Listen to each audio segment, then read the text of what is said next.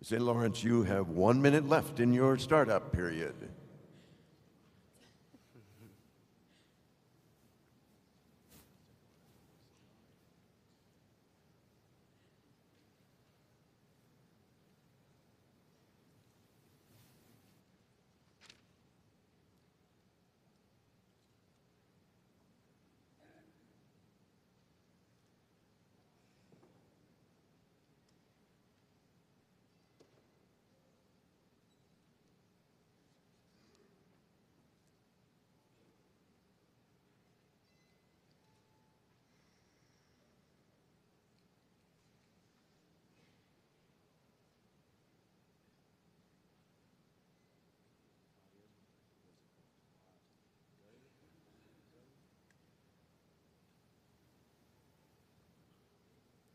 And you may now begin your presentation. Vision, one of the fundamental drivers of change. Without vision, there would be no progress, no innovation, no change. The same could be said for adversity. Without a challenge, there is nothing to overcome. Our city of Kingston, Ontario has a vision to be the most sustainable city in Canada through focus on our cultural vitality, economic health, environmental responsibility, and social equity. With a population of 117,000 people, 3 proud post-secondary institutions, and the highest number of millionaires per capita in Canada, Kingston is a community rich with opportunity and prosperity. Our city's invested heavily in responsible energy alternatives, bettering its economic health, and improving the cultural vitality in our community. However, despite best efforts to facilitate change, there is still a distinct divide between those who have and those who do not. Kingston is home to 16,000 people living below the poverty line, with 40% being children. Additionally, there are 7,000 working poor, placing a high demand on our local not-for-profits, which are already overextended due to a lack of resources. With the Ontario government planning to cut social funding to reduce the budget deficit, these not-for-profits will now face an even greater lack of resources moving forward. Our SIFE team was not okay with this disparity of social equity, having many affluent individuals and at the same time, so many very poor. We wanted to change things, and this is how we did it. With compound change. Compound change is like compound interest, except instead of building interest upon interest, you're building change upon change, creating economic, social, and environmental impact. To create these compound solutions, our team follows several different steps. Once a problem has been identified, we conduct a needs assessment by performing secondary research, surveys, and audits, with the goal of determining the underlying cause of the problem.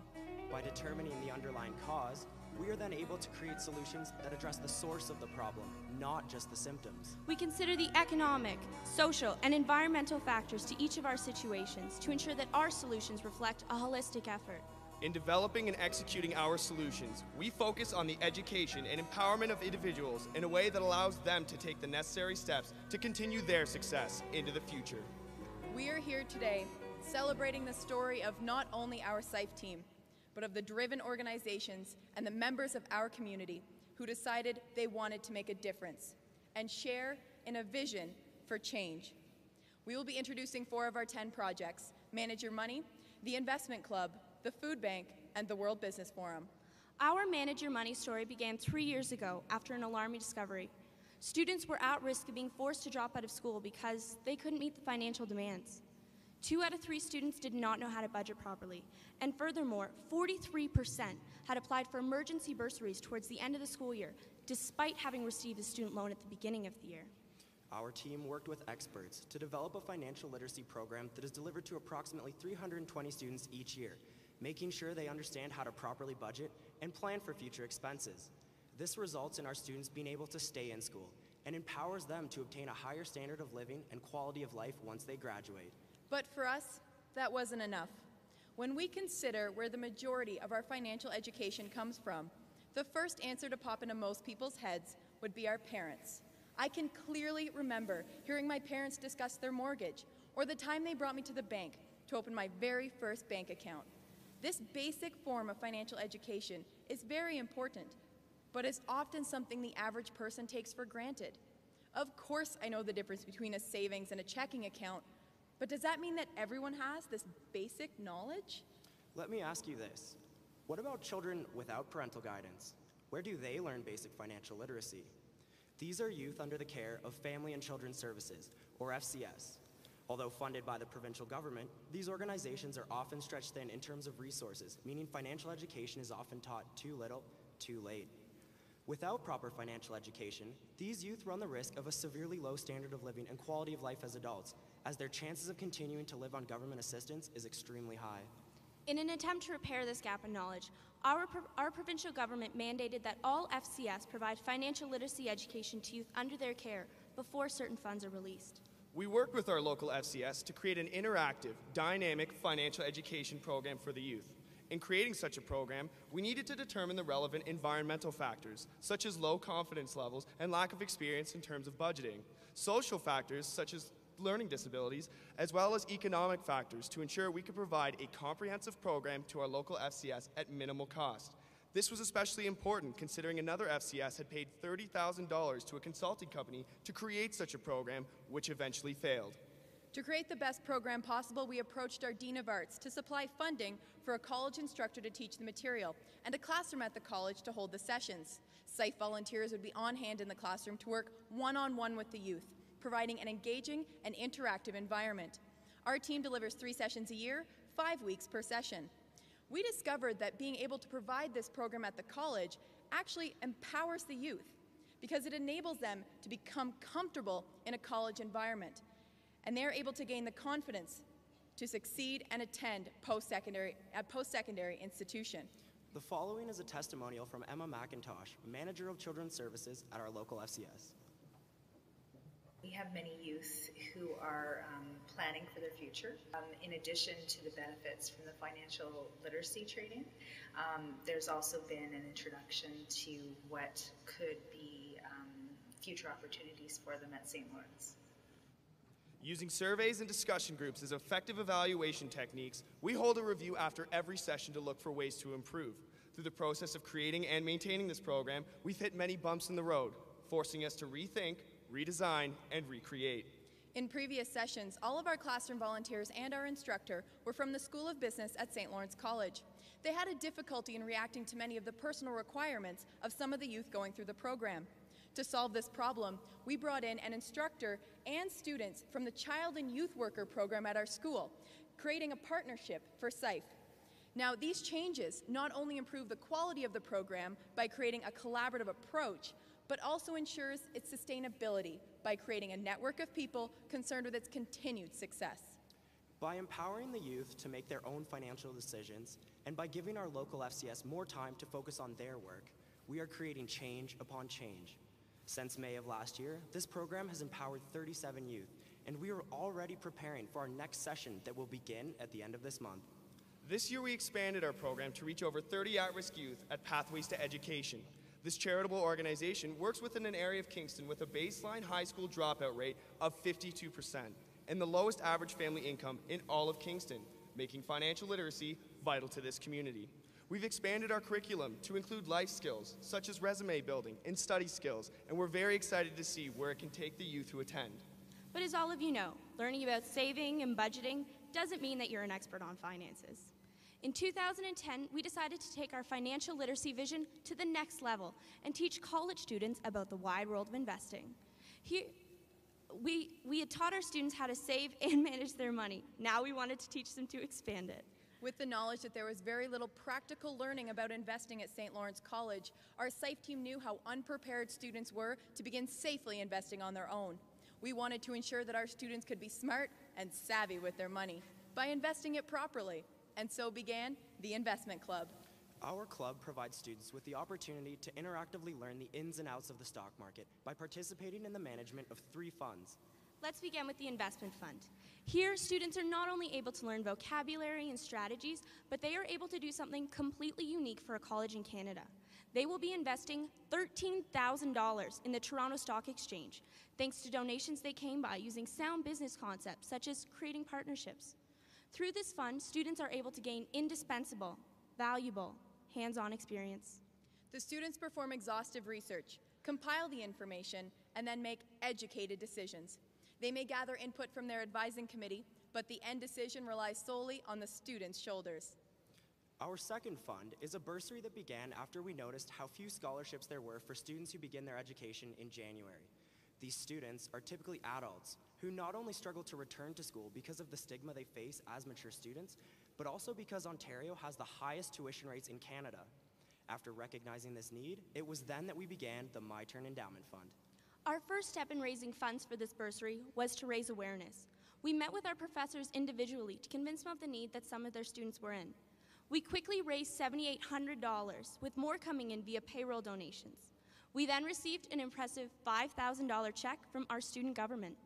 These donations amounted to $12,800, and thanks to the Ontario government pledging an additional $10,000, we were able to invest a grand principal of $22,800 into the fund. This bursary, which will first be awarded in January of 2013, will give one mature student each year the means to attend college, helping them to live out their dream. And we've been contributing to even more dreams worldwide through our third fund, the SLC Kiva Fund, which we began to manage in 2010. Kiva is an international not-for-profit organization that provides microloans to aspiring entrepreneurs in developing countries. Through an orientation fundraiser we hold each September, we have been able to raise $2,800 in loan capital. But because of Kiva's 99% rate of return, we've been able to disperse this amount nearly 6.5 times for over $18,000 in interest-free loans. Our fund has impacted 111 individuals in over 30 countries achieve their dreams of owning their own business and being their own boss. These entrepreneurs have ranged from a family in Pakistan who wanted to expand their milk farm, to Salifu, a young woman in Ghana who needed to purchase bags of millet to keep up with the rising demand in her porridge-making business. Through our various funds, we have empowered SLC students by giving them the knowledge and success skills to make informed decisions about the world of investing. And we've also instilled and solidified in them the notion of giving to those less fortunate than ourselves. We use comprehensive annual reports as effective evaluation techniques to ensure that the success and the sustainability of this project continues. So far, we have discussed with you 2 projects which focus on financial education. Next, we would like to share with you our team's 3-year food bank story, as reflected on our timeline. In 2009, on a bus returning home from an ACE Leadership Forum, members of our team were discussing our local food bank, as well as the financial and capacity issues that they were facing, and what we could do to help.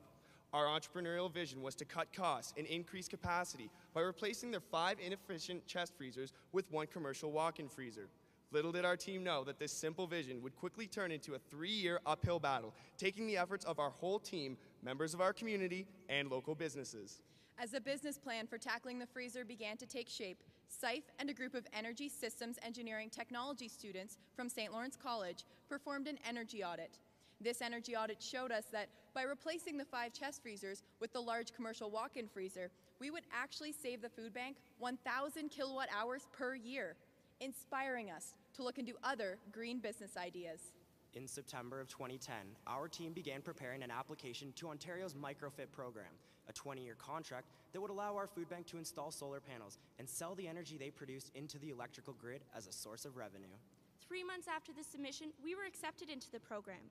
We only had 1 year to complete the installation, though, or we would be dropped from the program. With the help of a marketing campaign and a collaborative approach with our community, we began looking for sources of funding.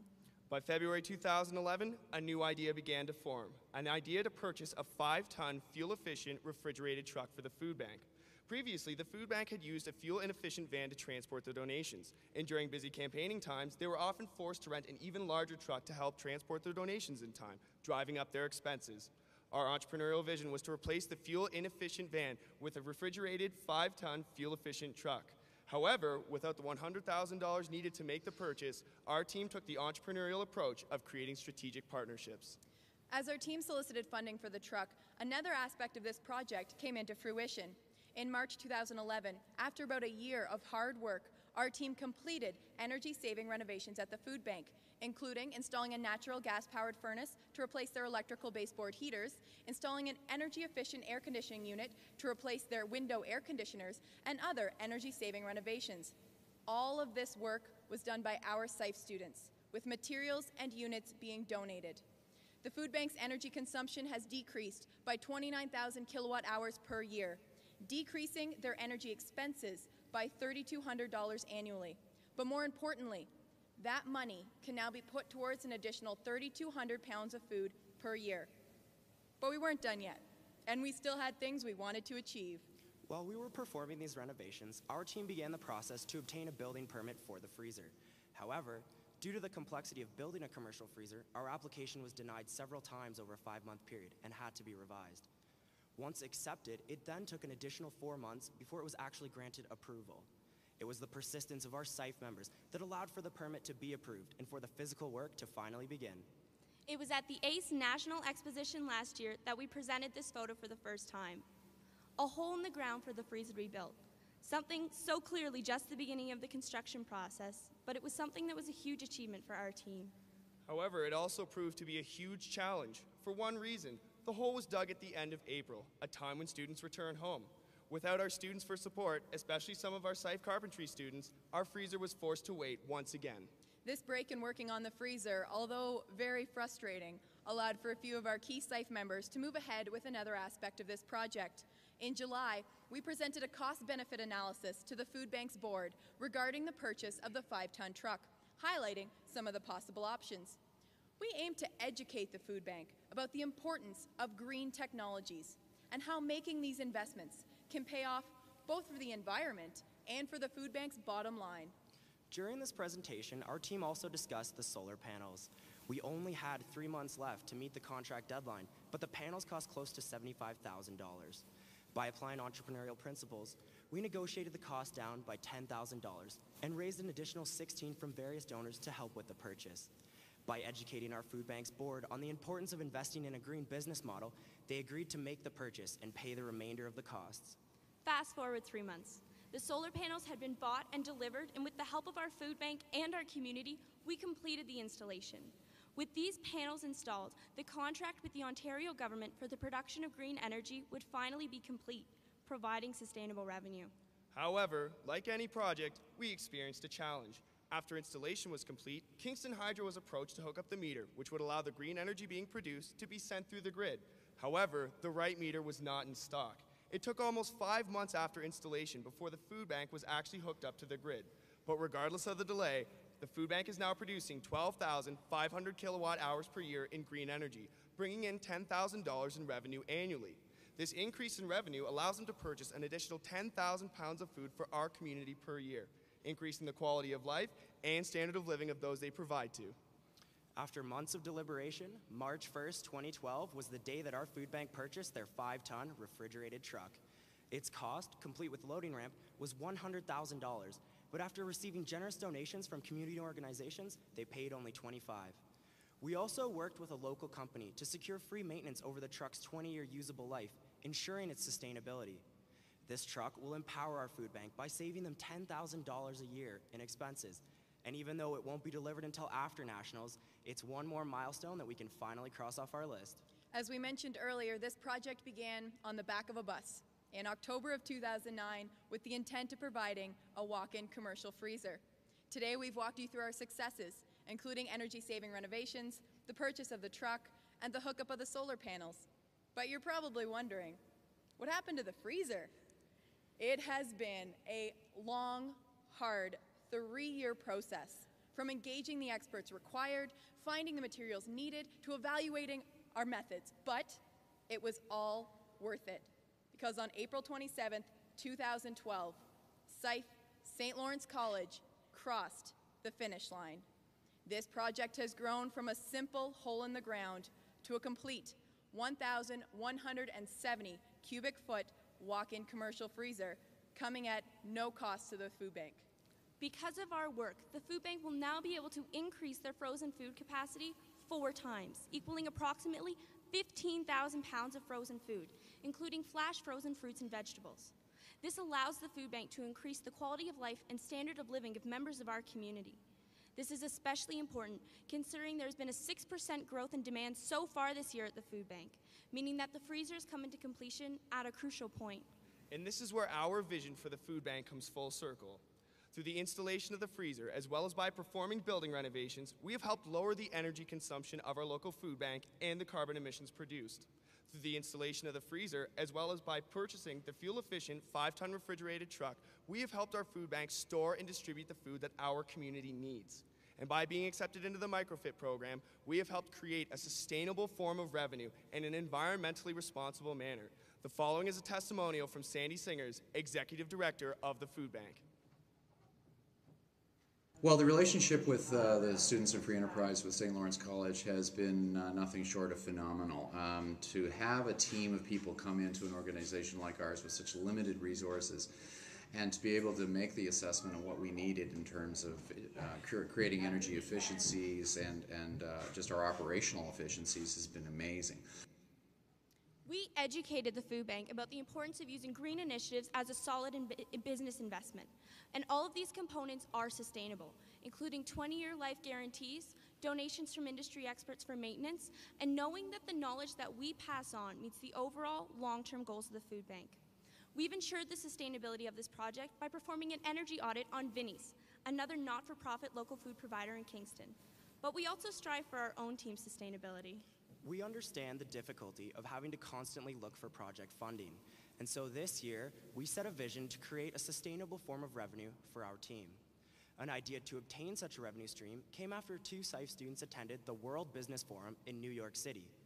After hearing of their life-changing experience, we thought to ourselves, wouldn't it be great if we could bring that experience home to share with our community?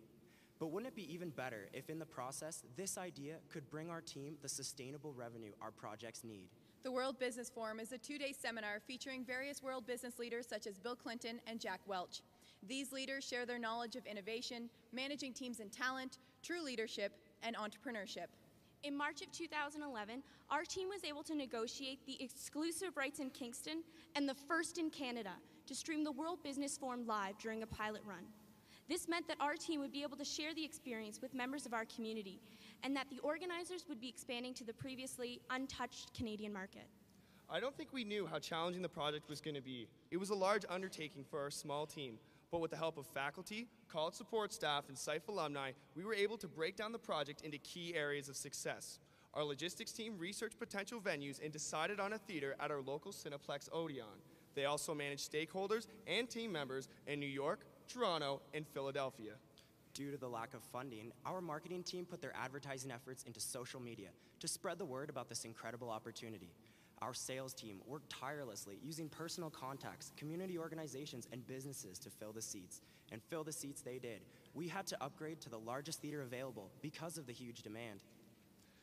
As the event drew closer, though, we quickly realized there was many system errors. We actually had to rewire the entire system 3 days before the event at midnight. Eventually, after another late night, everything finally came together, with only a few buffering issues. The whole event went off almost perfectly, and by the end, over 400 people had attended, giving them the opportunity to learn from a number of inspirational business leaders. By using exit surveys as an effective evaluation technique, we discovered there was a huge interest expressed for attending again next year. The pilot event was a tremendous success, earning our team a 14% return. Now that we have created the groundwork, including evaluations and best practices, we want to take this national. We have already begun talking with other organizations across Canada to allow for a larger audience, and we want to get other SIFE teams on board. After securing sponsorship, any team would have the potential ability to make upwards of $20,000 per event held that can be redistributed into their projects and their communities.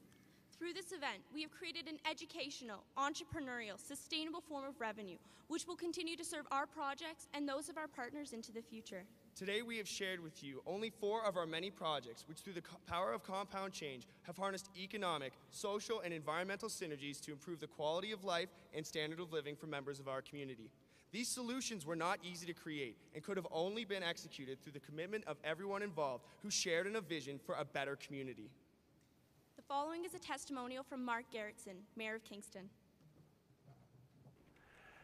In the City of Kingston, we define sustainability in 4 pillars: environmental, social, cultural, and economic.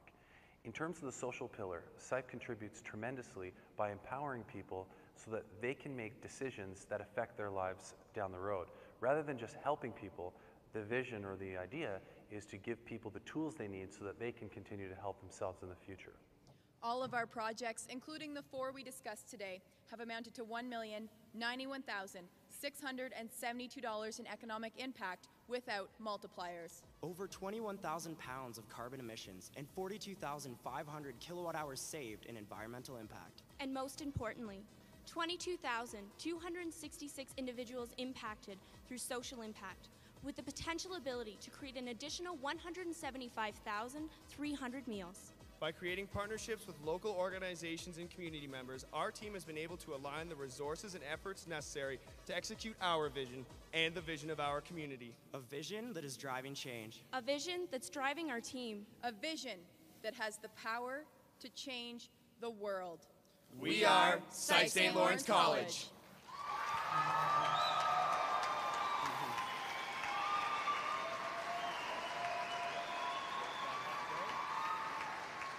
We will now begin the question and answer period.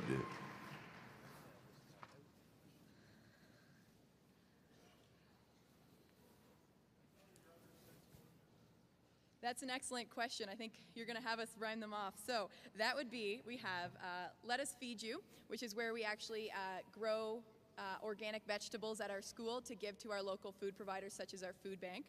You guys are going to have to help me out here. We have Manage Your Future Money, which is a component of Manage Your Money where we're working with pathways to education. James? We have our visit to Evergreen Brickworks in Toronto, where we do environmental gardening and cleaning up of the Don Valley area in Toronto. We have Future You, where we're going into high schools and we're actually teaching high school students about the importance of attending post-secondary and the differences in income and the lifestyle you will live if you don't attend post-secondary. Oh my gosh. We know these too. This is crazy. We're all part of these projects. How many is that we're missing? We have the initiatives that we listed up here. So Investment Club is one. What else? The World Business Forum, the Manage Your Money, and the Food Bank initiatives. We also have our initiatives that we're just beginning now at St. Vincent de Paul or Vinnie's in Kingston, which is very similar to our food bank project, but we're just beginning now. I think that's it. And we have our Engine of Entrepreneurship project. How could we forget? That's right. That's the other one.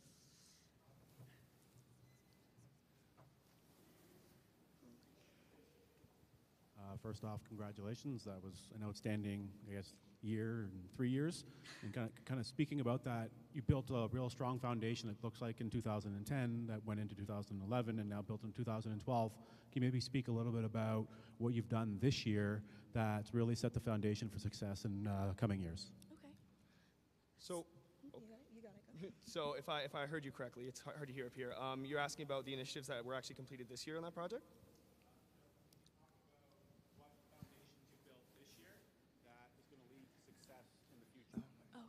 So I think the way to answer that question is to look at Vinnie's. So we've actually completed the energy audit there. And by using the best practices and the different things that we've learned, and there has been lots of them, through the food bank project, we've actually begun doing those best practices, implementing them in our Vinnie's project. So we've actually gone in and done the energy audit. We've had our carpentry students and our ESET students jump on board, and we're going to be starting that actually this summer, implementing the different things. And that includes sealing the doors and windows, insulating the attic. We're looking at putting in a freezer. So we're just starting sort of the business plan for the freezer, getting the materials required, approaching donors to begin that project. Well, and as we mentioned, we also have our World Business Forum, which is a huge opportunity for growth with our team. As rough as our pilot run was, it was a success, and we hope to build on that in the years coming. How have your returns been in your investment club this past year?